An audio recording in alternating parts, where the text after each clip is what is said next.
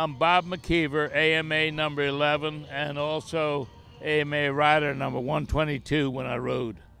I was telling Blair that I was a TT racer on aerials, and that I was doing very well. I'd won the district championship on the aerial, riding dirt, and this guy from Pennsylvania called the dealer down here looking for a rider.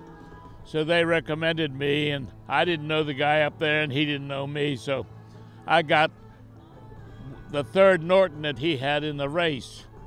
And I went up there to get it, and he had taken the points out so I couldn't run it, but he didn't know that the points in my Velocette went right in it, and we did run it. What year was this? So then we took the Norton down to Daytona, and we ran it up and down, and it ran okay, but not anything exceptional.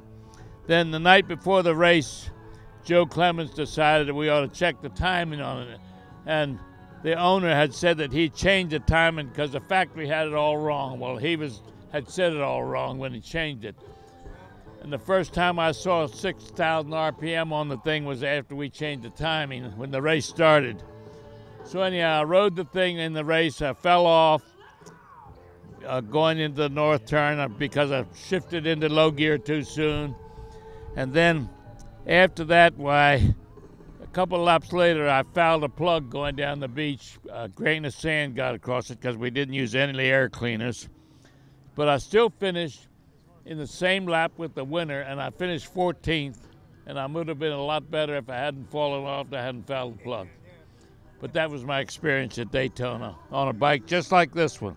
Now this is a Daytona bike, one of the same batch, but it's not. I don't think this one ever raced on the beach, but it's complete and original. I come to this British Bike Day every year, and this is as good as it's ever been. They got a huge crowd here, and the weather's perfect. So it's a great thing for the Norton Club to run this thing. My son brought me up here in our new Sprinter, which is parked over here. And we carry the bikes around in that now. And everything's going fine. We're going to be racing at Road America in June. And Alex McLean will be riding the Nortons. And last year we won 5 different class championships in ARMA. So I don't know how it's going to go this year. So far we won 15 out of 16 races this year.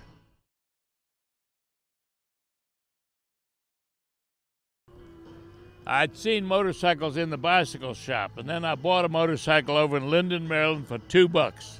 We never had it running. We towed it and everything else, but we never got it running. But anyhow, it was an Excelsior Autocycle, 1914. I bought it for $2. It'd be worth about $32,000 or better right now if I had it.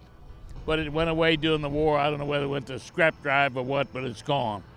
So anyhow, the net upshot of the whole thing is that I got into motorcycles. I made one myself out of an old frame and an old engine I bought for $5 or $10 or something. And then along came the National Guard, and they had a Harley and sidecar. They wanted somebody to ride it. So I went down with them and signed up, and that got me into the Army as a motorcycle rider. I came out as a major 5 years later after the war, but I'd been overseas all that time, most of it. So today I'm a retired utility contractor. My son runs the business now. I don't have anything to do with it. But we're still into motorcycles. And motorcycles are not a hobby, they're a disease.